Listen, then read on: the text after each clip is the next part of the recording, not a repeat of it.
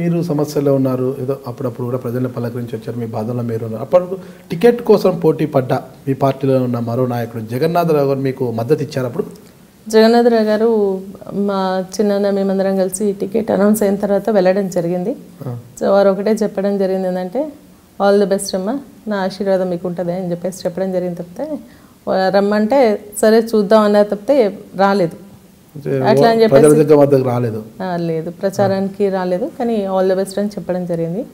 కాకపోతే ఏంటంటే వారిలో కూడా ఒక బాధ ఉండేది. ఏంటంటే మా హస్బెండ్ చనిపోయినప్పుడు వాళ్ళ కొడుకు శ్రీనివాసరావు మా గ్రామానికి వచ్చి చూడడానికి వచ్చినప్పుడు విలేజెస్ అందరు కలిసి ఆయన కార్ని ధ్వంసం చేయడం జరిగిందంట.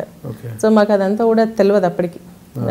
అంటే ఇదంతా ఎలక్షన్స్ అంతా అయిపోయే వరకు కూడా ఆ ఇన్సిడెంట్ అట్లా జరిగింది అనేది మాకు తెలియలేకుండే. సో అట్లా వాళ్ళకి కొంచెం బాధ అనిపించింది. ఎందుకు గ్రామస్తులకు అంత బాధ అంటే? ఆయన సాధారణ మరణం కదా, అంటే గుండెపోటుతో చనిపోయారు లక్ష్మారెడ్డి గారు. అంటే ఈ టెన్షన్తోనే చనిపోయారు, లేకుంటే ఎప్పుడు కూడా జ్వరం కూడా వచ్చినటువంటి సందర్భం టెన్షన్ పెట్టింది మీరే, మీ టెన్షన్ వల్లే చనిపోయాడు అట్లా అని చెప్పేసి. అంటే అది ఇన్సిడెంట్ అన్ఎక్స్పెక్టెడ్గా జరిగినటువంటి ఇన్సిడెంట్ మాకు అసలు తెలియలేకుండే. బాధ కొంచెం ఉండే. సాధారణమే, అవన్నీ కూడా సాధారణమే కదా. అవన్నీ మనసులో పెట్టుకుని ఆయన రాలేదంటారా? మనసులో పెట్టుకుని ఏం కాదు, కానీ మొత్తానికి అయితే సరే ఆల్ ద బెస్ట్ అని చెప్పేసి చెప్పడం జరిగింది.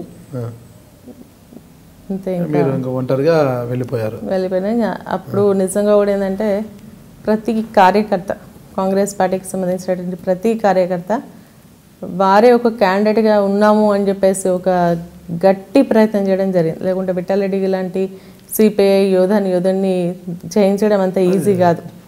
ఇది ఆ విజయం నాది కూడా కాదని చెప్పేసి అంటూ ఉన్నాను, మా కుటుంబాన్ని కూడా కాదు, కేవలం ప్రజా విజయం, కార్యకర్తల విజయంగా నేను భావిస్తున్నాను. ఎందుకంటే ప్రతి ఒక్క కార్యకర్త చిన్న నుంచి పెద్ద వరకు గ్రామాలు ఏంటంటే వేరే క్యాండిడేట్ ఉండి పైసలు ఇస్తున్నాడు అని చెప్పినా కూడా రాత్రిలు పండుకోకుండా గస్తీ తిరగడం జరిగింది. కట్టెలు పెట్టుకొని ఎవరిని ఊర్లోకి రానియకుండా గస్తీ తిరిగి డబ్బులు ఇవ్వనియకుండా ఎలక్షన్స్ అన్ని సాఫీ అయ్యే వరకు కూడా వాళ్ళే ఒక క్యాండిడేట్గా కష్టపడే, ఒక 1 రూపీ కూడా మమ్మల్ని అడగలేదు అసలు. అప్పుడు ఉన్నటువంటి పరిస్థితిలో అడగకుండా వాళ్ళే గట్టి కష్టపడి నన్ను గెలిపించడం జరిగింది. అంటే ఆ సమయంలో ఎవరైనా విఠలరెడ్డి వర్గీయులు కావచ్చు, ఇతర వాళ్ళు ఎవరైనా మిమ్మల్ని భయపెట్టడానికి కానీ, ఏదైనా దాడి చేయడానికి కానీ ఎత్తించిన ప్రయత్నాలు కానీ ఏమైనా ఉన్నాయంటారా? అట్లా దాడి చేయడం కానీ భయపెట్టడం అటువంటి పరిస్థితి ఏం రాలేదు. కానీ కాకపోతే ఏంటంటే ఒక ఒంటింటి నుంచి వచ్చినటువంటి మహిళ, ఆమె ఏం చేస్తుంది, సిపిఐ నాయకుడు విఠలరెడ్డి గారు ఎన్ని సంవత్సరాల నుంచి గెలుస్తూ వస్తూ ఉన్నాడు, ఆయన ఏంటంటే ఆయన రాజకీయ జీవిత వయసు అంతా కూడా ఆమె వయసు లేదు, ఆమె మీకేం చేస్తుంది అన్నట్టుగా అంతా కూడా లేదు అని చెప్పేసి బాగా డిసప్పాయింట్ చేసే విధంగా, కొంచెం మోరల్స్ దెబ్బతినే విధంగా మాట్లాడడం జరిగింది. కానీ అప్పుడు ఉన్నటువంటి పరిస్థితులు అవన్నీ పట్టించుకునేటువంటి పరిస్థితి కూడా లేదు. సో మేము అంతలో మేము వెళ్ళిపోవడం జరిగింది. కాకపోతే ఏంటంటే కొన్ని గ్రామాలు ఉన్నటువంటి కొన్ని పరిస్థితులు అప్పుడు చూసినప్పుడు బాధ అనిపించింది. ఒక ఊరికి రోడ్ లేదు, వాటర్ ట్యాంక్ లేదు, మురికి కాలువలు విపరీతంగా.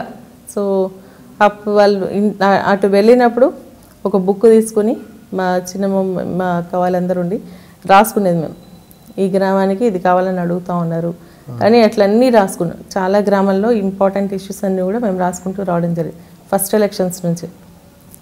సో అల్టిమేట్గా మళ్ళీ ఎన్నికలు గెలిచిన తర్వాత మళ్ళీ ఆ గ్రామాలకు వెళ్ళినప్పుడు ప్రజలంతా కూడా నీరాజనం తెలియడం, చాలా ఆప్యాయతతో నేను ఒక కుటుంబ సభ్యురాల్లాగా, అంటే ఒక నేను ఎమ్మెల్యేగా కాకుండా ఒక చెల్లెలాగా, ఒక కుటుంబ సభ్యురాల్లాగా నన్ను ఆదించడం జరిగింది.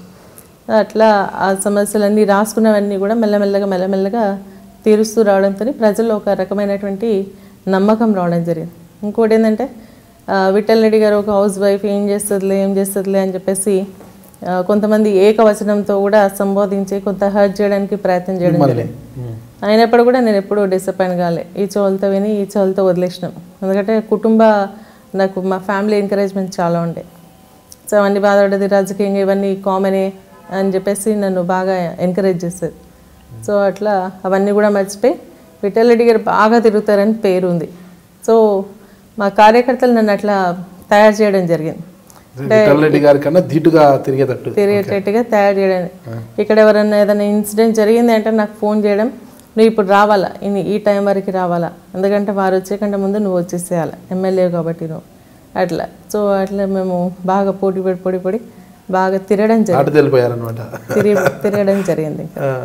సో ఎప్పుడైనా అనిపించిందా మీకు ఇదేంద్రా బాబు ఇది తిరగడం ఏంది ఉండడం ఏంది ఏంది అసలుకి?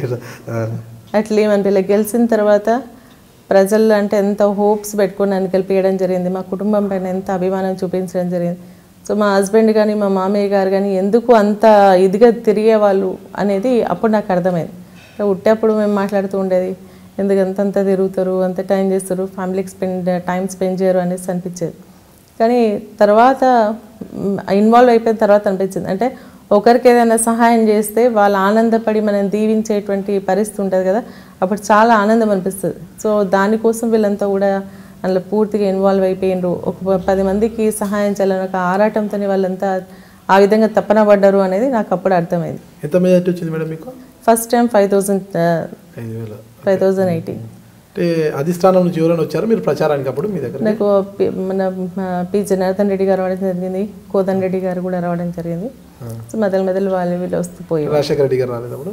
లేదు, ఫస్ట్ టైం రాలేదు. Second time third time Rajasekhara Reddy గారు రావడం 2004, 2009 వచ్చారు. అంటే సెకండ్ టైం కూడా ఏంటంటే బస్ యాత్ర పెట్టినప్పుడు వచ్చింది కానీ ఎలక్షన్ క్యాంపెయిన్కి రాలేదు. Okay okay. మీరు చూస్తుంది ఇప్పుడు ఐ డ్రీమ్ మీడియా.